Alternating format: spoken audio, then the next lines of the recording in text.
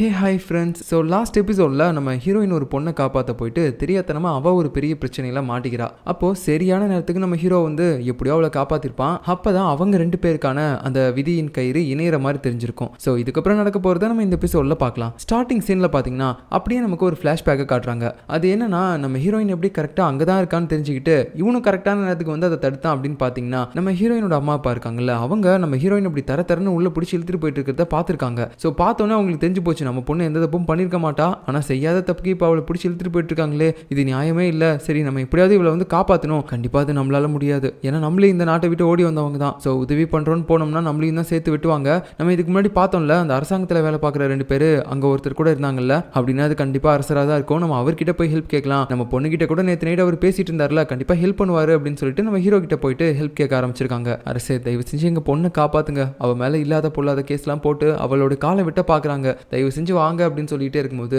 இவன் என்னன்னா ஹீரோயின் இவனை தேடி இங்கே வருவான்னு சொல்லிட்டு தான் வெயிட் பண்ணிட்டு இருப்பான். இல்லை எனக்கு ஒரு முக்கியமான வேலை இருக்கு, என்னால் வர முடியாது அப்படின்னு சொல்லும்போது அப்படிலாம் சொல்லாதீங்க அரசே, தயவு செஞ்சு வாங்க, அங்கே ஒரு அப்பாவி பொண்ணோட கால் பறி போக போகுது அப்படின்னு சொல்லிட்டே இருக்கும்போது சரி உங்கள் பொண்ணுக்காக நான் எதுக்காக வரணும், ஏன் சம்மந்தமே இல்லாமல் நீங்கள் என்ன தேடி வந்தீங்க, அதுவும் இல்லாமல் நான் அரசர்னு சொல்லி உங்களுக்கு எப்படி தெரியும் அப்படின்னு சொல்லிட்டு இருக்கும்போது அது உங்கள் கூட வேலை பார்க்குற இவங்க 2 பேரும் அரசர்கிட்ட வேலை பார்ப்பாங்கன்னு எங்களுக்கு தெரியும், அதை வச்சு தான் நீங்கள் அரசர்னு சொல்லி நாங்கள் கண்டுபிடிச்சோம், அதுவும் இல்லாமல் எங்கள் பொண்ணை உங்களுக்கு தெரியும், தயவு செஞ்சு வாங்க காப்பாற்றுங்க அப்படின்னு சொல்லும்போது உங்கள் பொண்ணை எனக்கு தெரியுமா, யார் அது அப்படின்னு சொல்லி கேட்கும்போது அதான் நேற்று நைட்டு பேசிட்டு இருந்தீங்கல்ல அவள் எங்கள் பொண்ணு தான் அரசே அப்படின்னு சொல்லும்போது ஹீரோவுக்கு செம்ம ஷாக் ஆயிடுச்சு. ஐயோ அப்படின்னா நம்ம கண்டிப்பாக போய் அவளை காப்பாற்றி ஆகணுமே அப்படின்னு சொல்லிட்டு இவன் வேகமாக போயிட்டு அங்கே நம்ம ஹீரோயினை காப்பாற்ற வந்திருப்பான். ஸோ இப்படி நம்ம ஹீரோவை காப்பாற்றி கூப்பிட்டு போகலான்னு பார்க்கும்போது இந்த இடத்தோடைய அந்த காவல்துறை ஆள் இருக்கார்ல, அதான் நம்ம ஹீரோயினோட காலை வெட்ட சொல்லி ஆர்டர் கொடுத்தவர், அவருக்கும் தெரியல நம்ம ஹீரோ தான் இப்போ அரசனாக இருக்கான் அப்படின்னு சொல்லிட்டு, அதனால ஏய் நீ யாரு, உனக்கு எவ்வளோ தைரியம் இருந்தா என்னோட ஆர்டரையும் மீறி இந்த பொண்ணை நீ காப்பாற்ற நினைப்பா, இவனுக்கும் சேர்த்து பனிஷ்மெண்ட் கொடுங்க அப்படின்னு சொல்லிட்டு இருக்கும்போது கரெக்டாக நம்ம ஜே அங்கே வரான். அதுக்கு அவசியம் இருக்காதுன்னு நினைக்கிறேன், ஏன்னா தப்பு பண்ணதை அவங்களே ஒத்துக்கிட்டாங்க அப்படின்னு சொல்லிட்டு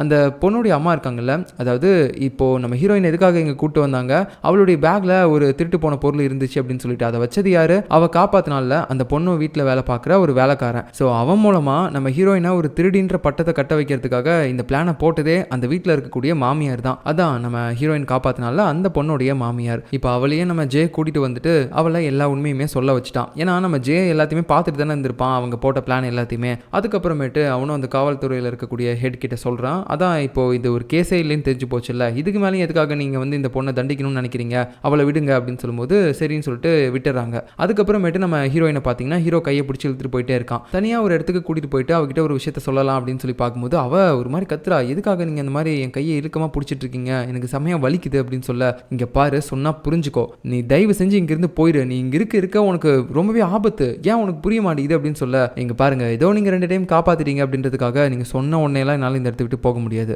நீங்கள் என்ன இந்த இடத்துல ராஜா நினச்சிட்டு இருக்கீங்களா, நீங்கள் சொல்கிறதெல்லாம் கேட்டுட்டு இருக்கிறதுக்கு அப்படின்னு சொல்லிட்டு நம்ம ஹீரோ தான் உண்மையான ராஜான்ற விஷயமே தெரியாமல் இவ பாட்டுக்கு கத்தி கத்தி பேசும்போது நம்ம ஹீரோவும் இங்கே பாரு உனக்கு இன்னும் என்ன கூட திரிக்கோ, நான் தயவு செஞ்சு இங்கிருந்து போயிரு, நீ இங்கே இருக்காதனா இருக்காத அப்படின்னு சொல்லிட்டு அவன் போயிடுறான். அதுக்கப்புறம் ஹீரோயின் ஒரு மாதிரி கோவத்தோடு தனியாக உட்காந்துட்டு இருக்கும்போது நம்ம ஜே தான் ஆறுதலாக பேசுறதுக்காக வந்து உட்காருவான். என்னாச்சு ஏன் ரொம்ப சோகமாக உட்காந்துட்டு இருக்க அப்படின்னு கேட்க நம்ம ஹீரோயினும் கோவத்தோடய சொல்கிறா, என்னதான் இருந்தாலும் அந்த பொண்ணை காப்பாற்றிருந்தோம் இப்போ என்ன காப்பாற்றிருந்தோம் அவர் தானே, நான் தேவையில்லாமல் அவர்கிட்ட கொஞ்சம் சத்தம் போட்டு பேசிட்டணும்னு தோணுது அப்படின்னு சொல்லும்போது சரி அப்படின்னா அவர்கிட்ட மன்னிப்பு கேட்கறதா இருந்தால் கூட கேளு, அதுக்கு ஏன் நினச்சிட்டு இப்படி உட்காந்துட்டு இருக்க அப்படின்னு சொல்லும்போது அப்படியா நான் மன்னிப்பு கேட்டால் மன்னிச்சிருவாரா, அதெல்லாம் மன்னிச்சிருவாரு, அதுக்கு முன்னாடி நீ எனக்கு ஒரு வேலை பார்க்க வேண்டியது இருக்கே அப்படின்னு சொல்லும்போது என்ன வேலை அப்படின்னு கேட்பா.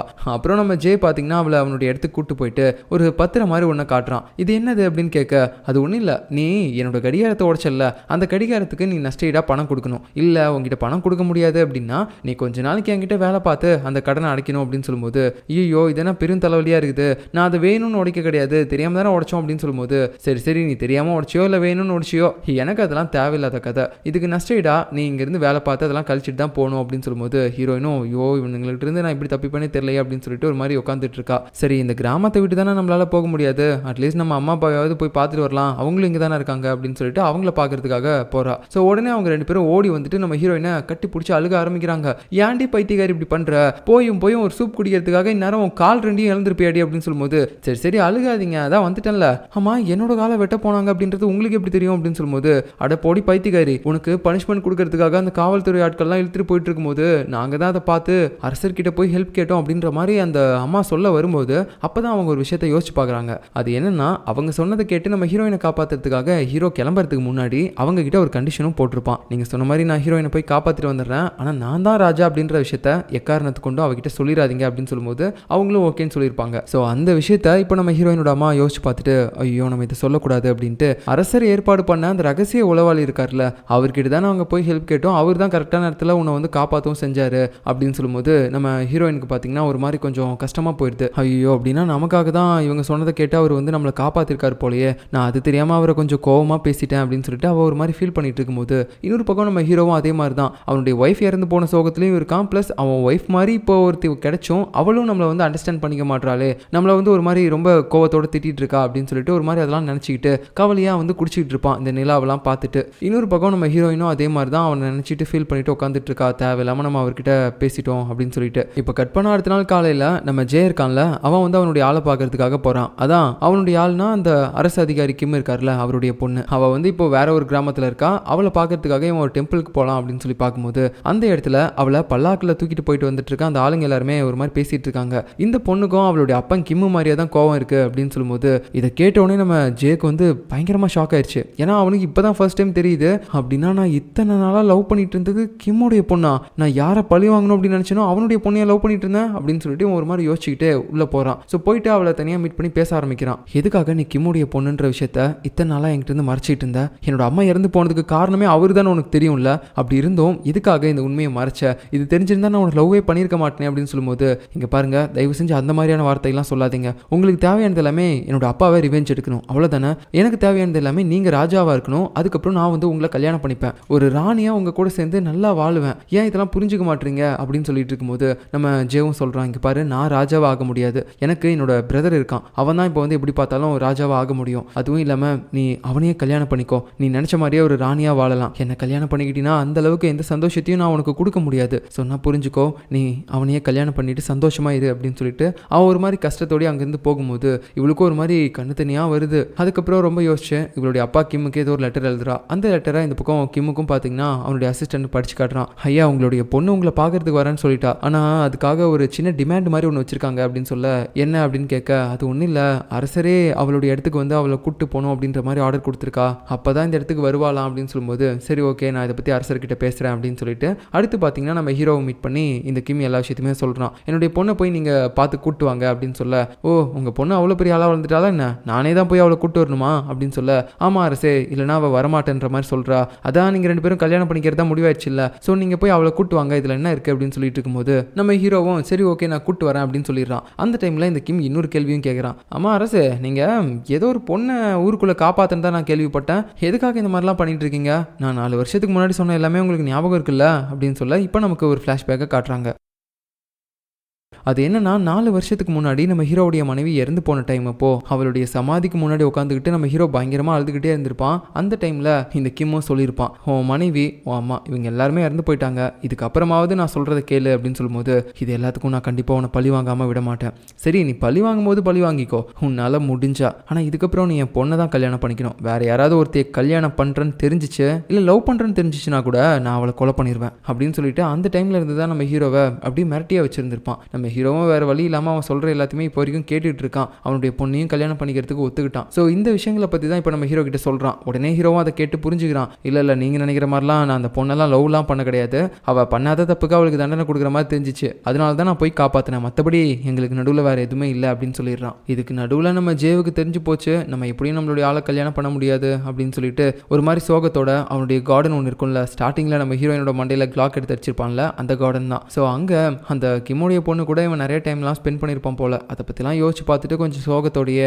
அப்படியே போயிட்டு ஒரு லெட்டர் எழுத ஆரம்பிக்கிறான் அந்த கிம்முடைய பொண்ணுக்காக. ஸோ நம்ம ஹீரோடைய அப்பா இருக்கார்ல அவருக்கு 2வது ஒரு மனைவி இருந்திருக்காங்க, அந்த மனைவிக்கு பிறந்த பையன் தான் நம்ம ஜே. ஸோ அதனால தான் நம்ம ஹீரோவுக்கு இவன் ஒரு வகையில் தம்பி முறையாக வரான். அது மட்டும் இல்லாமல் இவனுடைய அம்மா நாட்டுக்கு எதிராக ஏதோ பண்ணிட்டாங்கன்னு சொல்லிட்டு அவங்களுக்கு விஷம் கொடுத்து சாகடிக்க உத்தரவு போட்டாங்க நம்ம அரசர், அதாவது நம்ம ஹீரோவுடைய அப்பா. ஆனால் இந்த மாதிரி ஒரு பிரச்சனையை ஏற்பாடு பண்ணி அவங்கள தேச துரோகின்னு சொல்லி முத்திர குத்துனதே அந்த டைமில் அந்த கிம் தான் பண்ணியிருந்திருக்கான். அதனால தான் நம்ம ஜேவோட அம்மா இறந்து போனதுக்கும் இந்த கிம் கிம் தான் காரணம் அப்படின்னு சொல்லிட்டு நம்ம ஜே இந்த கிம்மை பழி வாங்குறதுக்காக துடிச்சிட்டு இருக்கான் இப்போ வரைக்கும். அதுக்கப்புறமேட்டு பார்த்தீங்கன்னா இந்த தேச துரோகியோட பையனும் இந்த ஊரில் இருக்கக்கூடாது அப்படின்னு சொல்லிட்டு நம்ம ஜேவை இந்த ஊரை விட்டு ஒதுக்கி வச்சிருந்திருக்காங்க. அந்த டைமில் தான் இந்த புத்தர் டெம்பிளில் இருக்கக்கூடிய சில மாங்க்லாம் இருக்காங்களா, அவங்க வந்து நம்ம ஜேவை பார்த்து அவங்களுடைய கோயில் எடுத்துகிட்டு போயிட்டு வளர்க்க ஆரம்பிச்சிருக்காங்க. அப்போ தான் எதிர்பார்க்காத விதமாக நம்ம கிம்முடைய பொண்ணை அவன் ஃபர்ஸ்ட் டைம் பார்த்துருக்கான். பார்த்தோன்னே அவளுக்கு லவ்வும் வந்துருச்சு. இவனும் அவளை பதிலுக்கு லவ் பண்ணியிருப்பான். அந்த டைம்லலாம் அவனுடைய உடம்பு ரொம்பவே ஹீட்டாக இருந்திருக்கும். அப்போது ரொம்பவே ஜில்லுன்னு அவளுடைய கையை கொண்டு வந்து கொடுத்துருப்பா. ஸோ நான் கஷ்டப்பட்ட டைமில் என்னை காக்கிறதுக்கு கடவுள் மாதிரி நீ வந்திருந்த. ஆனால் இதுக்கப்புறம் நம்ம 2 பேரும் சேர்ந்து வாழ முடியாதுன்னு தெரியும் போது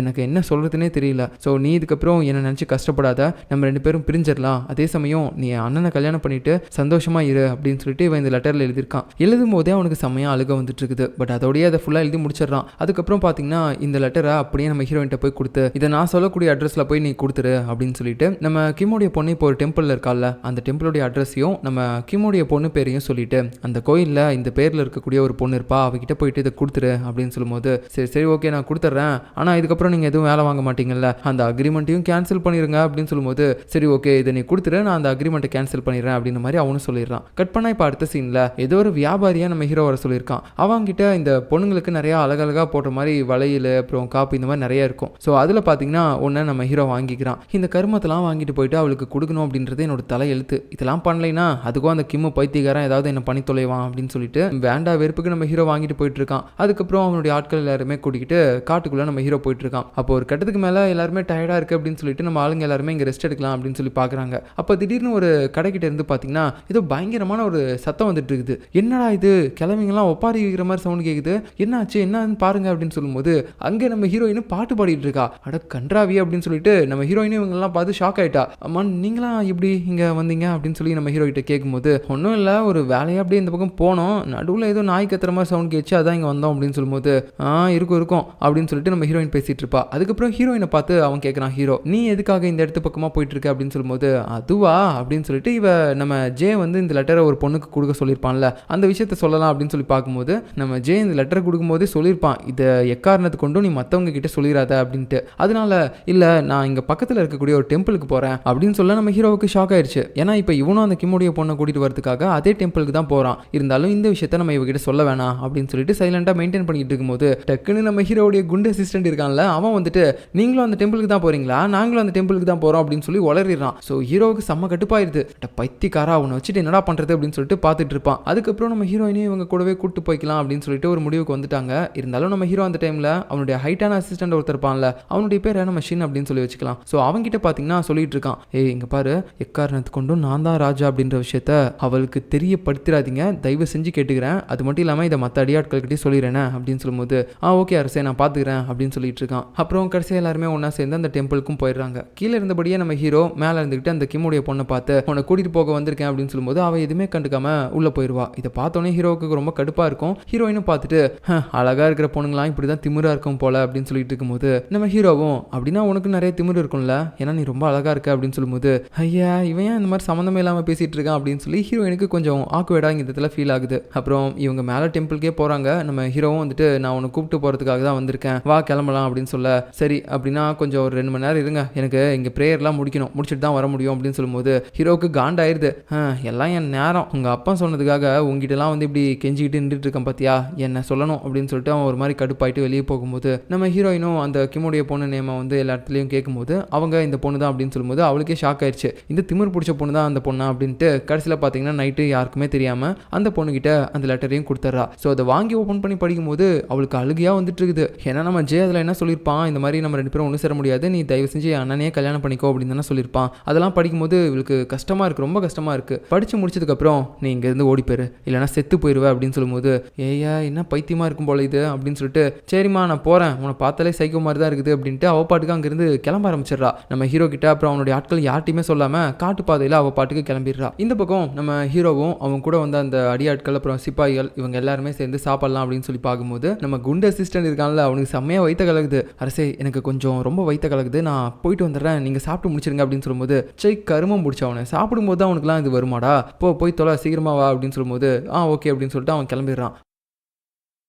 அதுக்கப்புறம் இவங்க எல்லாருமே ஒன்றா சேர்ந்து சாப்பிட்டுட்டு இருக்கும்போது நம்ம ஹீரோ அவனுடைய இன்னொரு அசிஸ்டன்ட் ஷின் கிட்ட சரி வாடா அப்படியே நடப்பயணமாக வெளியே நடந்து போயிட்டு இருக்கலாம் அப்படின்னு சொல்லிட்டு அவனை கூப்பிட்டு வெளியே போவான். மற்ற சோல்ஜர்ஸ் எல்லாரையும் அங்கேயே விட்டுட்டு அப்புறம் பார்த்தீங்கன்னா நம்ம ஹீரோ எதுக்காக போயிருக்கான் அப்படின்னு பார்க்கும்போது அவளை மீட் பண்ணி தனியாக பேசணும், அதாவது கிம்முடைய பொண்ணை தனியாக மீட் பண்ணி பேசணும் அப்படின்னு சொல்லிட்டு. ஸோ அவங்க ரெண்டு பேரும் அப்படி பேசிட்டு இருக்கும்போது ஹீரோட அசிஸ்டன்ட் ஷின்னு தனியாக தான் இங்கே இருப்பான். அப்போ அவனை நம்ம ஹீரோயின் வந்து பார்க்குறா. அவள் காட்டு பாதையில் நடந்து போயிட்டு இருப்பாள். அப்போ தான் எதிர்ச்சியாக வந்து பார்த்துருப்பா. பார்த்த உடனே அவளுக்கு ஒரு மாதிரி ஷாக் ஆயிடுச்சு. அம்மா என்ன அவங்க ரெண்டு பேரும் அப்படி ஒரு மாதிரி க்ளோஸாக பேசிட்டு இருக்காங்க அப்படின்னு சொல்ல அவனும் சொல்லிடுறான். இந்த மாதிரி அவங்க ரெண்டு பேரும் கல்யாணம் பண்ணிக்க போறவங்க தான் அப்படின்னு சொல்லும்போது அவளுக்கு ரொம்ப ஜெலஸா ஃபீல் ஆகுது. ஓ அப்படியா, சரி சரி சரி நான் கிளம்புறேன் அப்படின்னு சொல்லிட்டு ஒரு மாதிரி கொஞ்சம் பொறாமையா பேசிட்டு அங்கிருந்து போற மாதிரி தெரியுது. ஆனா இந்த பக்கம் இவங்க ரெண்டு பேரும் லவ்வோடலாம் பேச கிடையாது. இன்னும் சொல்ல போனோம்னா நம்ம கிம்முடைய பொண்ணு ஒரு டீலிங் போட்டுட்டு இருக்கா நம்ம ஹீரோ கிட்ட. எனக்கு இந்த கல்யாணத்துல சுத்தமா விருப்பம் இல்லை, உனக்கும் அதே தானே அப்படின்னு சொல்லும்போது ஆமா கரெக்டாக கண்டுபிடிச்சிட்டா எப்படி, ஏன்னா நீ உன்னோட ஒய்ஃபை எந்த அளவுக்கு லவ் பண்ண அப்படின்றது எனக்கு தெரியும். அப்படி இருக்கும்போது இன்னொருத்தையெல்லாம் ஈஸியாக நீ நினச்சி கூட பார்க்க மாட்டேன். அதனால நம்ம ரெண்டு பேருக்கும் ஒருத்தர் பிடிக்காம நம்ம எதுக்காக இந்த கல்யாணத்தை பண்ணணும்? நீ சொல்றதும் கரெக்ட் தான், நம்ம ரெண்டு பேருக்கும் விருப்பமே இல்லாமல் இந்த கல்யாணத்தை நம்ம ஏன் பண்ணணும்?